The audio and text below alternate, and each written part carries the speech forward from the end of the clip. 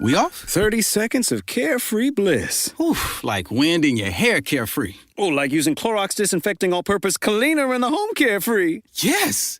Like dog slobbing on the coffee table and cleaning it with Clorox Carefree? He's on a roll now. Spit toothpaste on the faucet? You got it. You got it. Peanut butter on the light switch. Oh, spritz, spritz. Spritz, spritz. Clorox, man. Clean feels good. Okay, we're back. Use as directed. What is Cafe Mocha? Cafe Mocha is experts, celebrities. What's up? This is Belle Biv DeVoe. Yours truly, Idris Elba. This is Fantasia. This is In Vogue. This is India Ari. So much more. All from a woman's perspective. What flavor are you, baby? This is Cafe Mocha. Cafe Mocha's Lonnie Love, Yo-Yo, and Angelique. There's a movement to boycott Target. Is it a good idea, bad idea? We're talking about the Black community and how we can best use our buying power to fight back.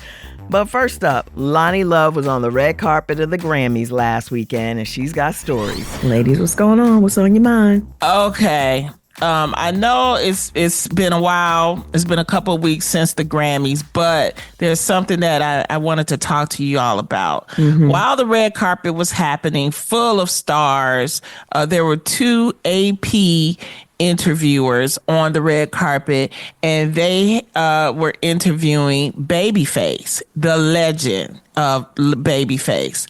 Mm-hmm. And as they're interviewing Babyface, one of the women is looking around and she's looking down or whatever, and she yells out, she sees the girl Chapel Roan, who's like a big hit right now. And she starts yelling while they're still talking to Babyface. She starts yelling, Chapel, Chapel.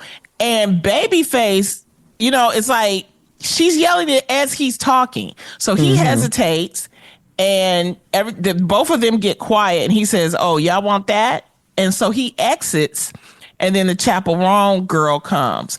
Y'all, let me tell you, the internet went bananas. I mean, they said they talked about that girl so bad. They was giving all kind of message to the AP news agency. Associated Press. Associated Press is one of the top news people. Newsmakers get their news from Associated Press, AP. So that's how important they are.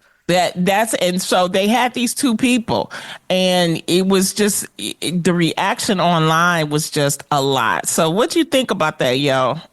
Somebody cut you off for somebody else. It's so embarrassing, and that's one of the problems the industry is having with the talent being so young and not understanding the history and the legacy of the people that they're interviewing, because they don't really do their homework. And so they don't know the importance of that person. And you shattered his ego. I mean, you know? Yeah. I mean, but the thing I love about Babyface is that he did handle it with poise and class. He was like, he was mad as hell. And this is the thing, two things. One, later on, the woman came and she gave an apology that, if I offended anybody, I know. It's like, girl, just have accountability and say what you did was wrong. But also the AP put out an actual tweet, and they said, we are deeply sorry for cutting our interview with Babyface short on our YouTube live stream of the Grammys red carpet. We have apologized to him through his representative and to our viewers on the live stream. But this is the thing, because I do red carpet correspondence and interviews all the time. If you're talking to someone and you see somebody else, right, you don't cut them off. What you do is you find a way to bring the other person in. So like if you saw Babyface and you saw Chapel, you're letting him finish, and he's like, hey, Babyface, do you know Chapel Roan? Chapel Roan, come on over here. Do y'all know each other? And in that way, not only do you get two, you find a way to combine them both. But to your point, yo, This is what happens when these organizations are putting these influencers, and it's not to bash influencers. Y'all just don't have the experience. Right. You don't have the experience. You don't study. You don't know what you're doing. And a red carpet used to be cherished. Do you know what it takes to have somebody like a Babyface come over to you? They're coming over to you not for you. They're coming over to you because you're AP. Right. So if they come over to me, not because, not for some people, they may notice me as Lonnie Love. But if you say, would you talk to E! News? That's why you're coming over. So Right. she represented AP at that time, and it just was not a good look, and it was just disrespectful. And the thing that makes what you said work in such an incredible way is, where else are you going to see this Chapel chick doing an interview with Babyface? Where are you ever going to see that? That's like a combo that's not going to happen. This becomes a unique moment to your news outlet. Definitely. On the way, she negotiated deals to get some of our favorite Black hair care products into Target. Jermaine Leffridge weighs in on the Target boycott next on Cafe Mocha.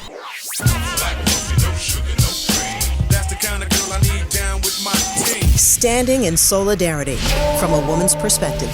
It's Cafe Mocha. It's Cafe Mocha with Lonnie Love, Yo-Yo, and Angelique. There's been an assault on DEI that started back in 2023. We already know that Trump is doing the best he can to wipe out the DEI programs.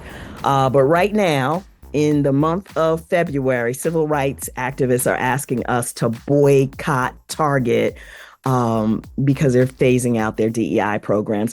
Joining us to talk about this is Jermaine Leffridge.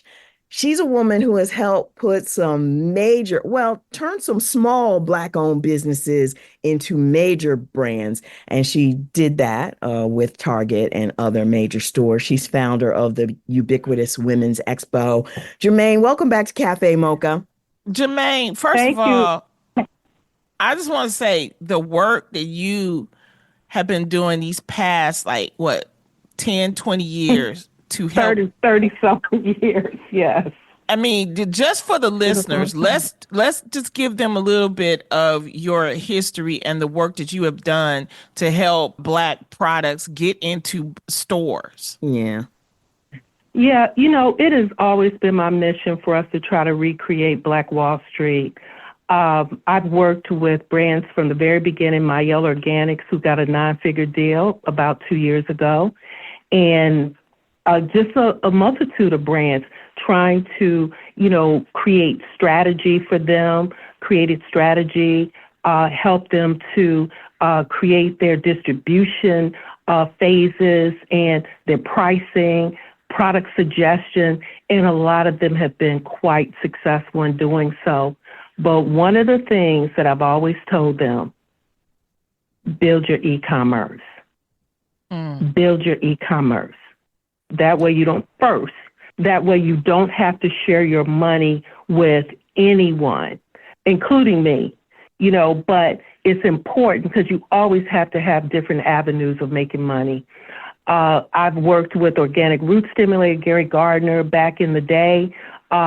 He came out started the olive oil sheen spray. Gary got $130-something million without social media back then.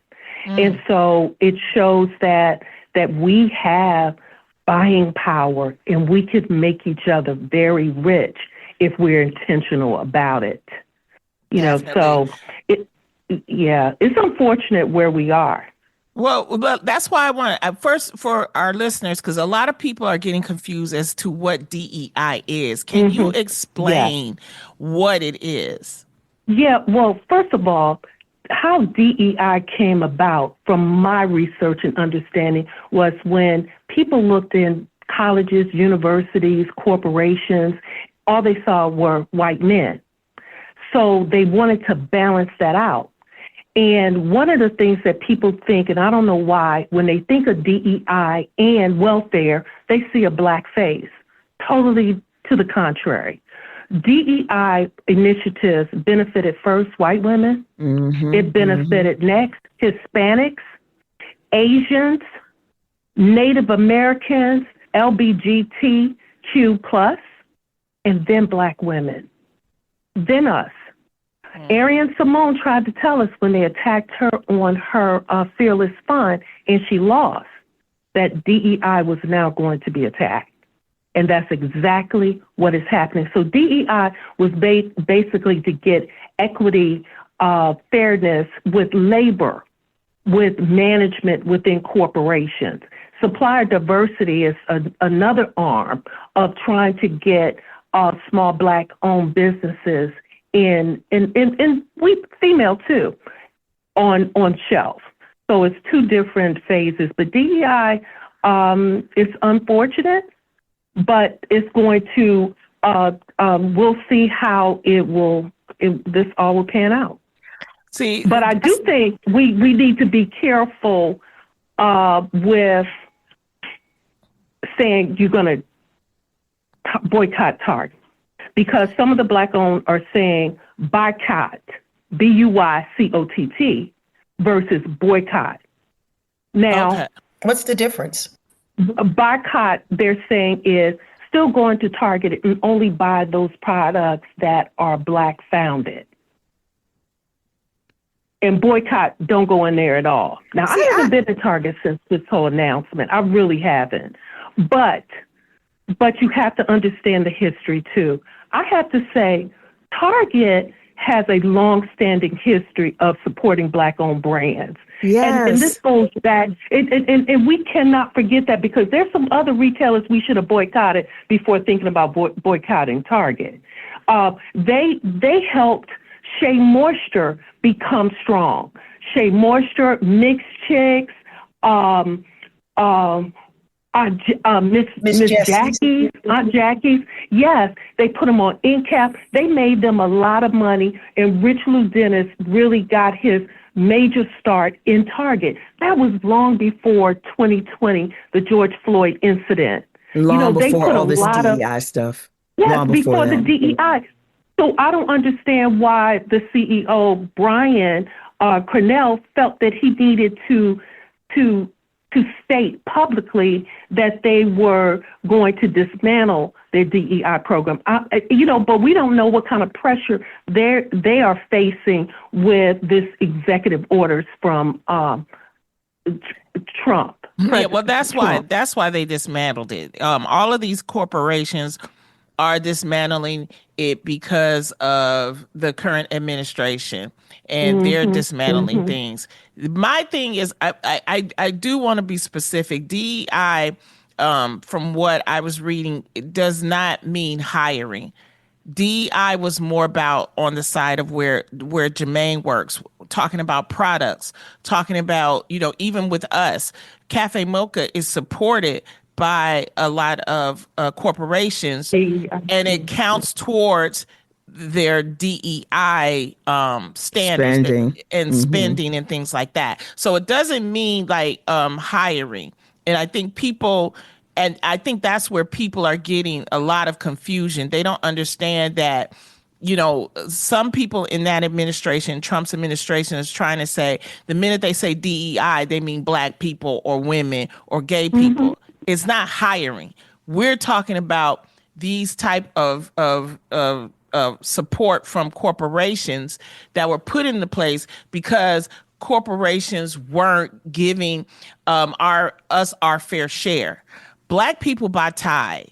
Black people spend money, like you just said, Jermaine. We're like the top consumers when it comes to spending for these corporations.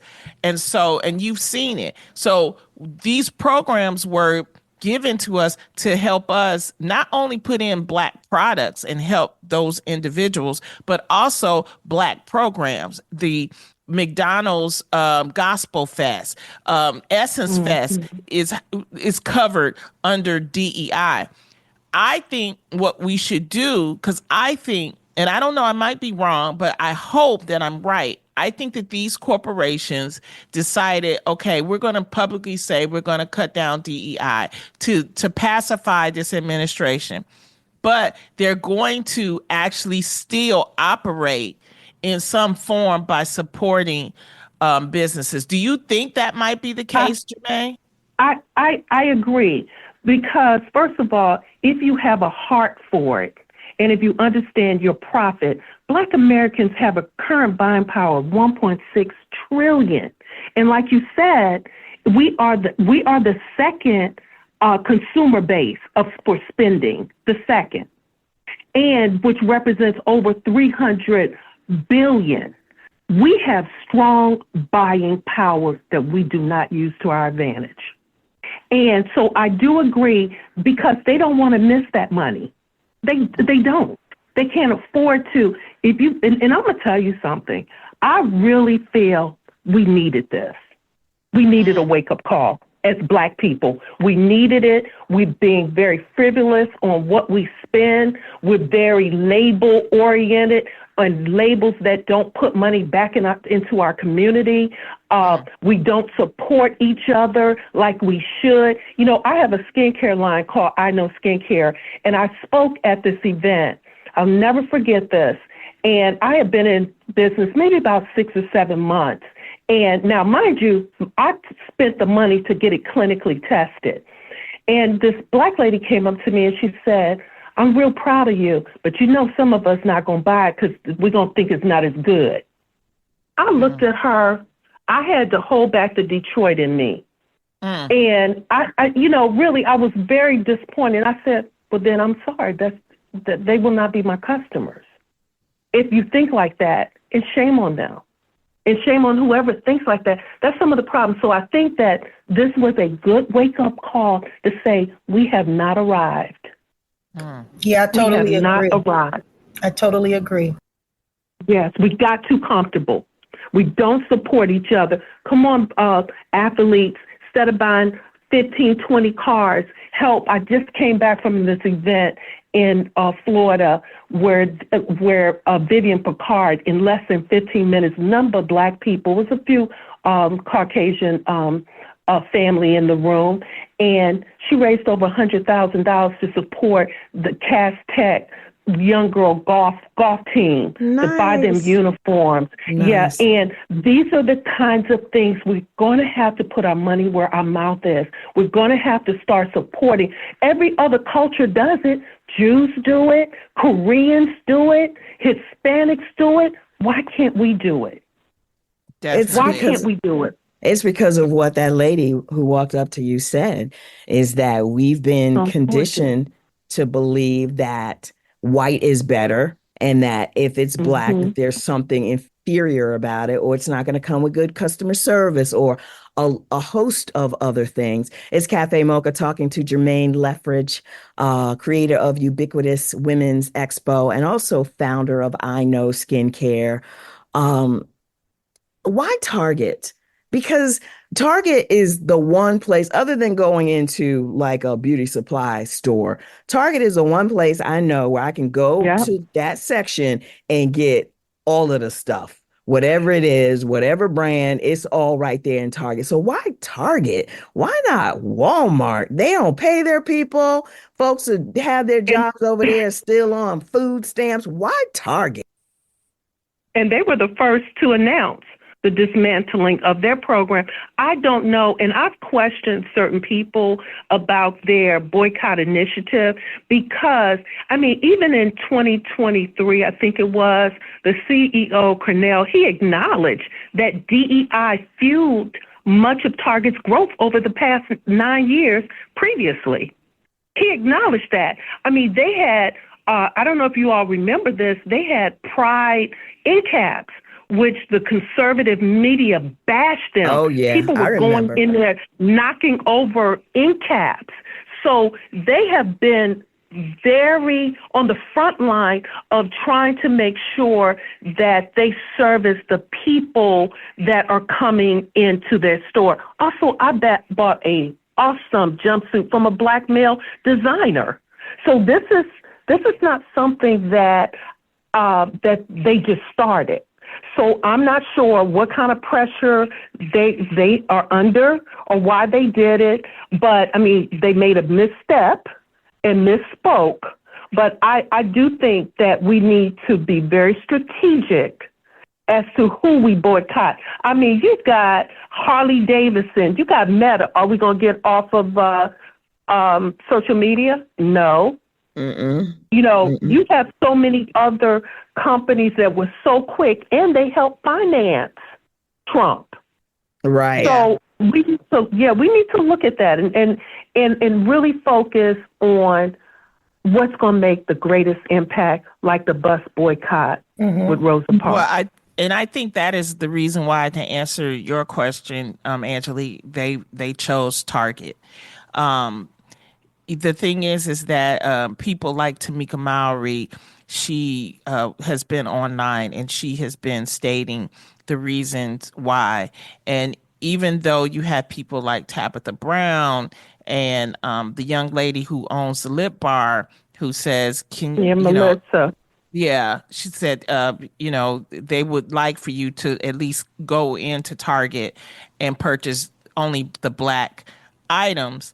But for some people, that's still supporting Target. And this is the thing, is that until we come together and decide something, and this is the problem when you mix. Right. Because now it's like, well, do you feel bad? Or are we going to try to improve the greater good? And the greater good is that there are going to be casualties when you're doing a boycott. But the casualties are going to be the black female businesses that are doing all those great beauty products. Target is not going to suffer in the end. They're not going to suffer. They will suffer. We're gonna But suffer. yes, they will. Yeah. Oh, yes, they will. Okay. Oh, yes, they will. Because we don't just shop that black hair care section. We Thank shop you. the entire store. And so, no, and they understand that. And I don't think we understand the capacity and how much we affect these retailers, liquor stores, we impact them a great deal. We bring them profit. But see, that's why I said it about the boycott, BUYCOTT versus boycott. There is I have mixed feelings on this, because I do have brands that are on that shelf that I want them to do well. They deserve to do well. They deserve to be on that shelf. They've worked hard. But then at some point in time, when do we make the sacrifice? Like they did when they boycotted all public transportation.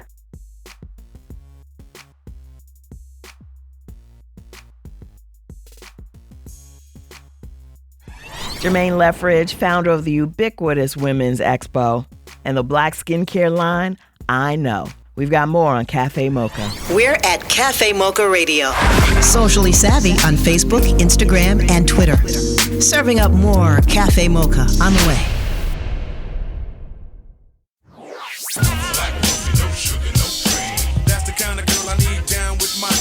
Standing in solidarity from a woman's perspective. It's Cafe Mocha. Cafe Mocha talking about the Target boycott with Jermaine Leffridge. She's a marketing genius who helped get beauty products like Maelle Organics into major stores, including Target. Let's get back into it. And you have to also think, ladies, okay, everyone's saying, well, they may cancel, if they see that our sales aren't good, they may cancel you anyway, honey. It's like if they're already giving in to an administration, they may cancel anyway. And what Jermaine first said was correct. You have to pivot. You should have been building your e-commerce. You build your e-commerce up, you become independent. You don't, that way you can still do your sales. But see, the thing is that a lot of them are under these corporate contracts. And that's what I mean by sometimes you're going to have casualties. And, that's what happens when you're trying to make a movement. But I mean, it's a really it depends on where you want to stand, how you feel. And all they're asking for the month of February, from what my understanding is, for the month of February, is just not to go to Target. You can go to places that actually still have their DEI programs. Costco. I went to Costco the other day. It was jam-packed. It was jam-packed. You have Walgreens. You have CVS. And yes, those prices may cost a little bit more, but even just for a month, Target would be able to see the difference. I want to say one thing about Walmart, that when I was hosting on the red carpet on E, Walmart still has a Black products campaign that they actually showed a commercial for, where they were saying, they were distinctly talking about Black products and Black products to buy. So these corporations, it is up to them to decide how they want to express their support for not only the Black community, but the diverse community. And, and so it's up to them, but we need to look out, and you're going to see, because this weekend coming up is Super Bowl, watch and see who's still supporting Black products and diversity. Watch on those Super Bowl commercials, and they'll tell you everything you need to know. Everything. Great points. And for me, it's like it's easy to take a sledgehammer approach to dismantle the programs. And I know I always have felt things have to be fair, but the real challenge is coming together to agree on what fairness look like in practice. And until we can become a colorless society where it is a fairness across the board. I mean, look at what the president said after that plane tragedy in D.C., that it could possibly be DEI. And they think that it's incompetency, it's inferior. And that's it's such the travesty. But again, we needed this wake-up call for us not to get comfortable, for us to be on that listening to Cafe Mocha in the mornings and Saturday to get these ratings up. So when we go try to get loans, that we can show our power. We have got to do a better job. Like I have this thing, and we're doing it on February 10th. Tamika Mallory will be my guest on. It's called the 360 Effect. I turned 66, which I can't believe, in December. Congratulations. Yes, so I believe Happy that. birthday. Yes, it's such a blessing. Thank you. And so I was like, I reached out to 60 of my friends, and I said, invite 6 people. And then when I looked at that, it was nothing with God. It was the 360 effect. And this is before they started talking about this DEI. And Monique Rodriguez, who was the founder of My Yellow Organic, she did the call to action, and we were talking about we got to support each other. And we need to support each other, not when we're on the come up, because I look around when I was pushing, trying to get Monique, everybody to recognize who she was, people didn't want to help. But look at them now. Everybody's around her. Help people on the come up. Let's stop that. And that is part of our problem. We got to support each other in the hustle. What if I have something that you need, Lonnie or Angelique, it's my obligation to help you. Everything is not about an exchange of money. And we have to be intentional about supporting each other. We have to be.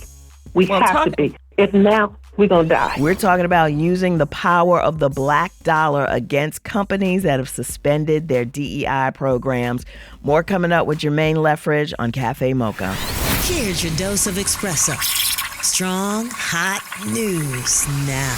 This is The Espresso. Roland Martin speaks the truth about the war on DEI. We could have 7 degrees each. You know what they're going to say? You're a DEI hire. And all y'all white women, they talking to your ass. When the fires broke out, that white woman who was a fire chief in Los Angeles, they call her a DEI hire. As the country sits back and watches the new administration dismantle the government, Don Lemon says what everybody's thinking. Democrats are not taking opportunities to even go, especially on the media, and fight back. Can we just talk? It gets worse. Every single day, it gets worse.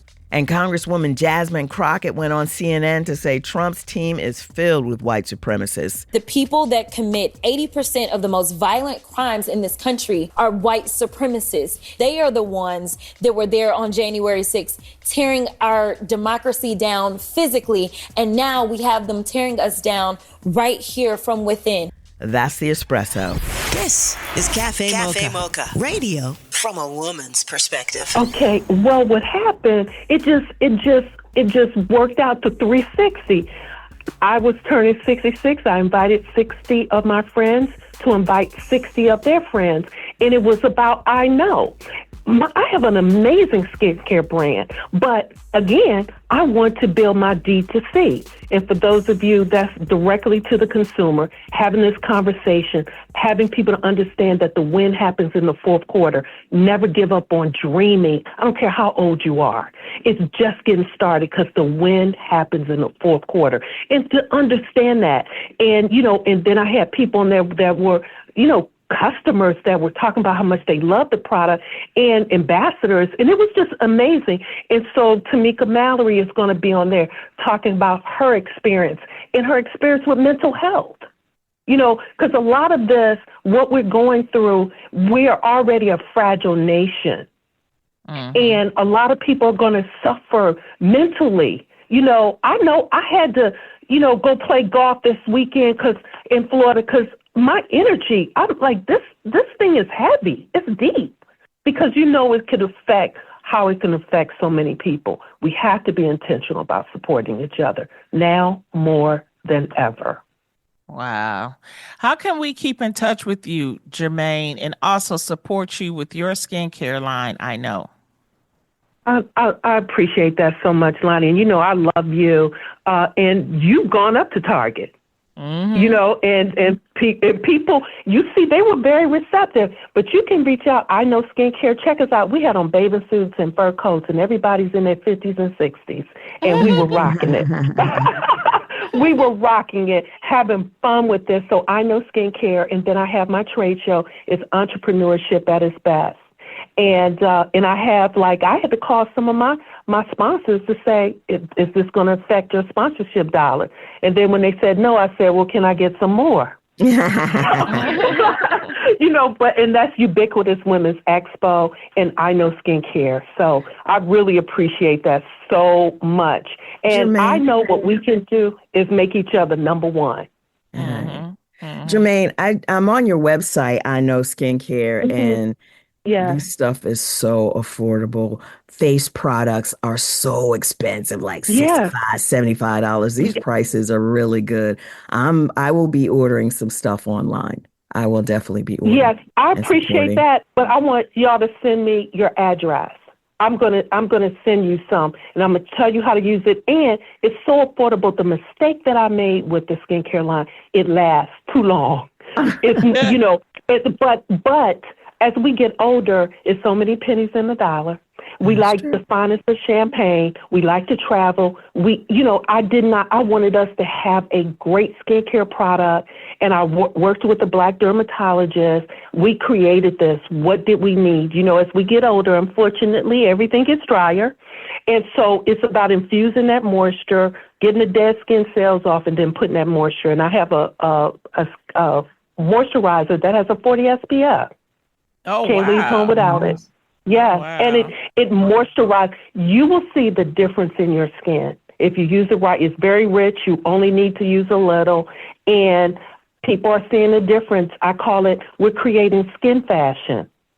I love it. Yeah. And we love you, Jermaine. She has been you, helping Lonnie, us. and I love y'all back. Yeah. And I love great skincare. I cannot wait. I'm over here like, yes, I can't wait. I'm just, every word she says, I'm hanging on every word she says because I'm like, yes, my skin needs some moisture and the care that you, because she dry. And the care you say you put in it. I can't wait to see it. I just, I hear your passion. I'm going to send it.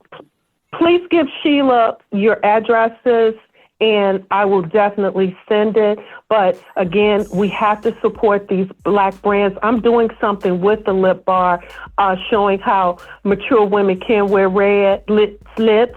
Okay. And so when you have great skincare, I know makes foundation a choice, not a must.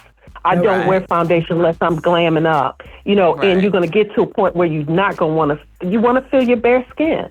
And so You're going to love it. You're going to love it. And if you don't, I want you to tell me why. And I'm consumer centric. It's all about being better and getting better. Yeah. Want a little more of our flavor?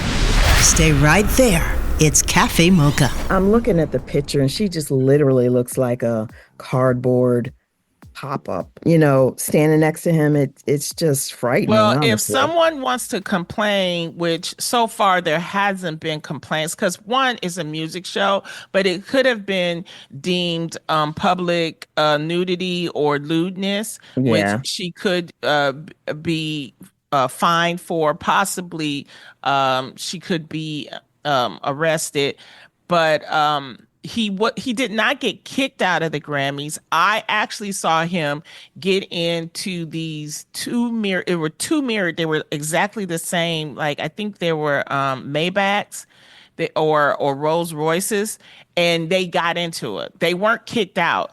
They didn't even go into the ceremony. So they just basically left. Yeah, they get left. on the carpet, take your clothes off, and then let's go. Basically, that's what I saw. But I think it was indecent. I think that I don't think that they will probably allow him back on a carpet again for a while, because these are antics. And also, in Kanye news, I don't know if you ladies saw this, but he was going through this manic tweet, and he tweeted out something that was highly disrespectful about the vice president.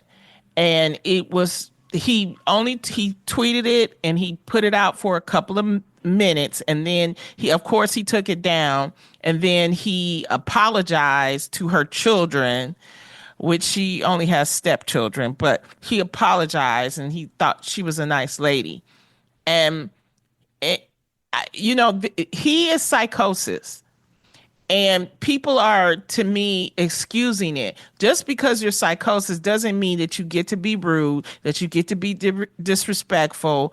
And people need to stop. And I'm not a proponent of canceling anybody. I'm saying stop supporting this kind of mess until he gets some help. Yeah, he needs help. He needs help. So, I mean, it was just very, very disappointing, and I'm disappointed in him. He has this great legacy of music. He has, his children that are going to grow up, and they have to deal with this, and it's just what for money. It's like, dude, you're a billionaire. He even bragged. He said, "I'm back to being a billionaire. $2.77 billion." Okay, but these manic episodes that he's going through, people should not support this kind of stuff. I don't know how you feel, Yo-Yo, about it, but I was just thoroughly disturbed behind it all. It really is. It really is a shame, and a lot of attention. This social media has drained so many people with this attention behavior. And of course, because he's struggling in his own mind, I think it's just rubbing off on his girl. Of course, his kids are probably embarrassed. Definitely. If you want to check out the podcast and the full conversation, just go to mochapodcastnetwork.com. That's mochapodcastnetwork.com. Until next time, you can reach us on all platforms at Cafe Mocha Radio. Cafe Mocha is a production of Miles Ahead Broadcasting in partnership with Super Radio.